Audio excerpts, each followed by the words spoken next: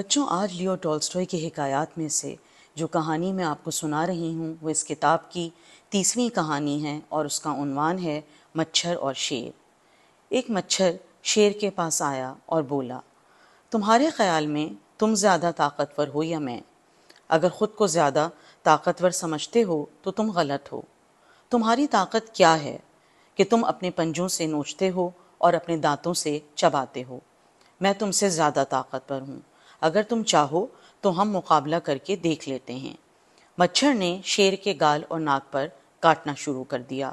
شیر اپنے بچاؤ میں اپنے پنجے چلانے لگا اور الٹا اس نے اپنا چہرہ بری طرح زخمی کر لیا۔ مچھر اپنی جیت کی خوشی میں جھومتا ہوا اڑ گیا اور مکڑی کے جال میں پھنس گیا اور مکڑی نے اس کا خون چوس لیا۔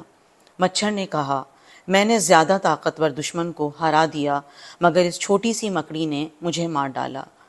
اس کہانی کو پڑھ کر بچوں ہمیں یہ سبق ملتا ہے کہ اپنی طاقت پر کبھی اترانا اور اکڑنا نہیں چاہیے اور دشمن چھوٹا ہو یا بڑا اس سے محتاط رہنا چاہیے۔